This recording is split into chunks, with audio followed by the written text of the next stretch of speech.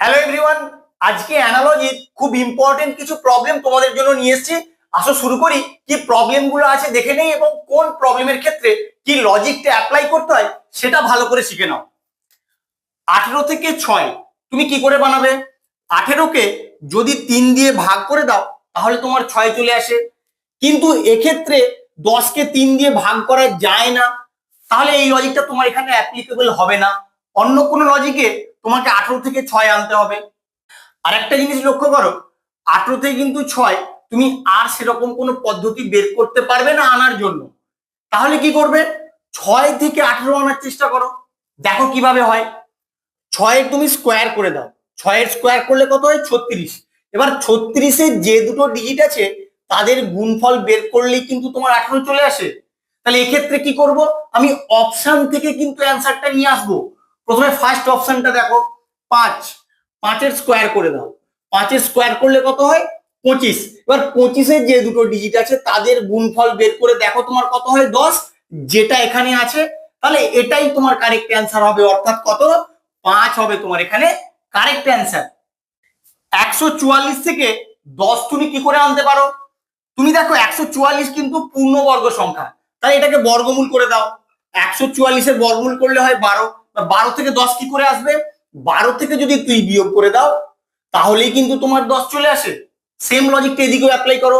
169ও কিন্তু তোমার এখানে পূর্ণবর্গ সংখ্যা, 169-এর বর্গমূল করলে হয় 13। মানে এখানে যেমন 2 বিয়োগ করেছিলে এখানেও 2 বিয়োগ করে দাও, কত আসবে? 11। এবার অপশনের দিকে তাকাও, দেখো অপশন বি তে তোমার 11 আছে, এটাই তোমার অ্যান্সার হবে। 2 এর সঙ্গে তুমি 3 অ্যাড করে দিলে 5 চলে আসে। একই রকম ভাবে 5-এর সঙ্গে যদি 3 অ্যাড করে দাও 8 হয়ে যায় তোমার এখানে অ্যান্সার, কিন্তু অপশনে তোমার 8 নেই। তাহলে অন্য লজিকে তোমাকে এই 5টা আনতে হবে। তাহলে 2 এর স্কোয়ার করো, 2 এর স্কোয়ার করলে 4, তার সঙ্গে 1 যোগ করলে তোমার 5 হয়ে যায়। একই রকম ভাবে 5-এর স্কোয়ার করো, 5-এর স্কোয়ার 25, তার সঙ্গে 1 যোগ করে দিলে 26 হয়ে যায় তোমার অ্যান্সার, কিন্তু অপশনে 26ও নেই। যখন দেখতে পাচ্ছ এভাবে হচ্ছে না, তুমি প্রাইম নম্বরের কনসেপ্ট এখানে কাজে লাগাও। যদিও তোমার প্রাইম নম্বরের কনসেপ্টকে ফার্স্ট প্রায়োরিটি দেওয়া উচিত, কিন্তু আমি দেখলাম যে এভাবে হচ্ছে না। এভাবে অ্যান্সারও যদি তোমার এখানে থাকতো তাহলেও প্রাইম নাম্বার দিয়ে যদি তোমার অ্যান্সার আসে তাহলে ওই কনসেপ্টটাই কিন্তু ফার্স্ট প্রায়োরিটি পাবে।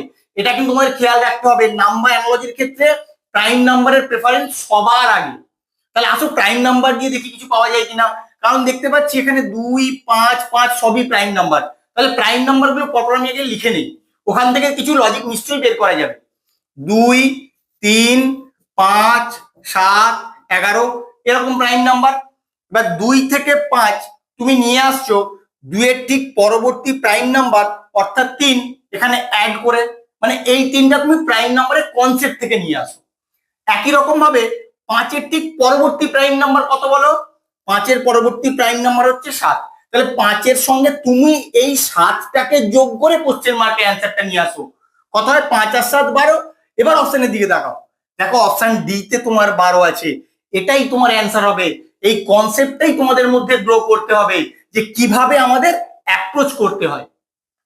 96 থেকে 324 তুমি কি করে নিয়ে আসবে?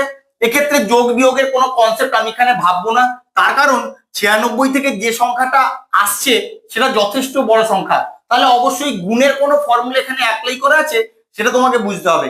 এবার বলো 96-কে কি এমন কোনো সংখ্যা আছে যেটা দিয়ে গুণ করলে 324 হয়? যদি 4 দিয়ে গুণ করো কত হয়?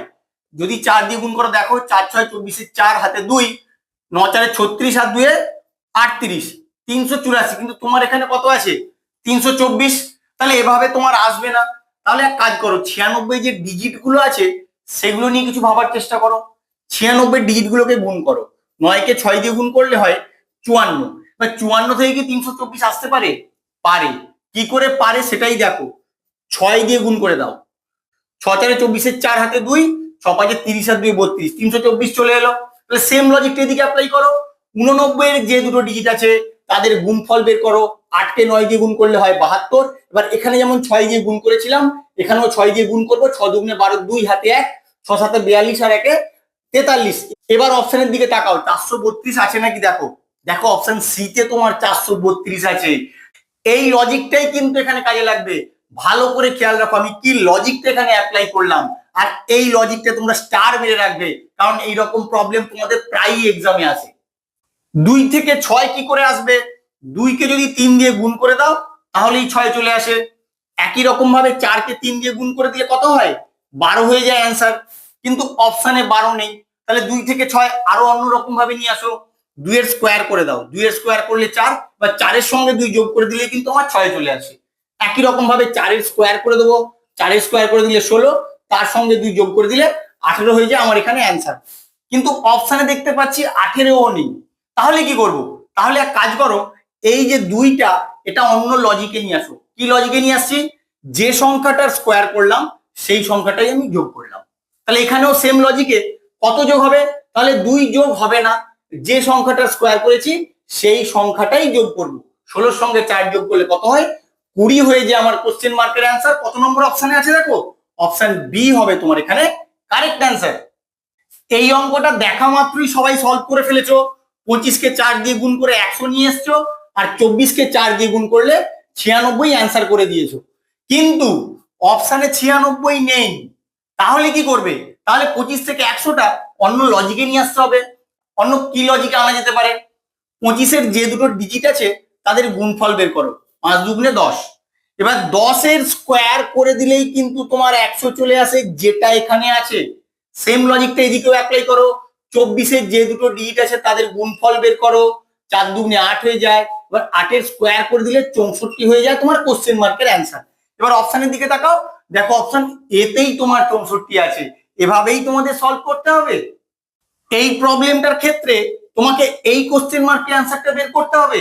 তাহলে তুমি চেষ্টা করবে 121 থেকে 61 কি করে আসে তার একটা লজিক বের করার। তুমি বের করার চেষ্টা করবে, কিন্তু সহজে বের করতে পারবে না, কারণ এখানে প্রতিটা নাম্বার আসার জন্য তোমাকে লজিক বের করতে হবে। তুমি একটু নাম্বারগুলোর দিকে লক্ষ্য করলেই দেখতে পাবে প্রায় প্রতিটা নাম্বারই কোনো না কোনো সংখ্যা কিউবের কাছাকাছি। ভালো করে লক্ষ্য করো, এই যে 61, 4-এর কিউব হলে 64 হয়, তাহলে 64-এর কাছাকাছি। 121, 5-এর কিউব হলে 125 হয়, তাহলে 125-এর কাছাকাছি। আর 337, 7-এর কিউব করলে হয় 343, এটা 343-এর কাছাকাছি। তাহলে এইভাবে তোমাদের ভাবতে হবে কিভাবে করছি। এবার লক্ষ্য করো, তাহলে 121টাকে আমি এইভাবে লিখি। 121-কে লিখবো 5-এর কিউব বিয়োগ 5 - 1। 5-এর কিউব মানে 125, 125 থেকে 4 বিয়োগ করলে তাহলেই 121 হয়। এবার 61টাকে কিভাবে লিখবো? 61টাকে এইভাবে লেখো, 4-এর কিউব মাইনাস 4 - 1। এখানেও যেমন যার কিউব করেছিলাম তার থেকে 1 বিয়োগ করেছিলাম, এখানেও যার কিউব করছি তার থেকে 1 বিয়োগ করছি। সেটা তোমাদের করতে করতেই অভ্যাস হয়ে যাবে। 4-এর কিউব মানে 64, ওখান থেকে 3 বিয়োগ করে দিলে কিন্তু তোমার 61 হয়ে যায়। তাহলে সেম লজিকটা এদিকেও অ্যাপ্লাই করো। 337-কে তুমি কিভাবে লিখতে পারো? 7-এর কিউব মাইনাস 7 - 1। 7-এর কিউব মানে 343, ওখান থেকে 6 বিয়োগ করে দিলেই কিন্তু তোমার 337 হয়ে যায়। তাহলে কোশ্চেন মার্কের জন্য তুমি কি করবে?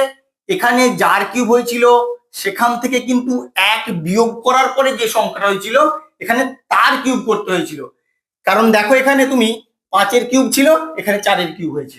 তাহলে একই রকম ভাবে এখানে 7-এর কিউব যখন করতে হয়েছে ওখান থেকে 1 বিয়োগ করলে কত হয়? 6। তুমি 6-এর কিউব করবে, বিয়োগ করবে 6 বিয়োগ 1 করলেই তোমার অ্যান্সার বেরিয়ে যাবে। 6-এর কিউব মানে 216, 216 থেকে 5 বিয়োগ করলে 211 হয়ে যাবে তোমার কোশ্চেন মার্কের অ্যান্সার। কত নম্বর অপশানে আছে দেখো? অপশন সি হবে তোমার এখানে কারেক্ট অ্যান্সার। তোমরা ভালো করে খেয়াল রাখো, এই লজিকটা স্টার মেরে রাখবে। আমার ভিডিওটা কেমন লাগলো তোমরা অবশ্যই কমেন্ট করে জানিও, বন্ধুদের সঙ্গে বেশি বেশি করে শেয়ার করো। আর এরকম লজিক শেখার জন্য প্লিজ আমার চ্যানেলটাকে সাবস্ক্রাইব করো। Thank you.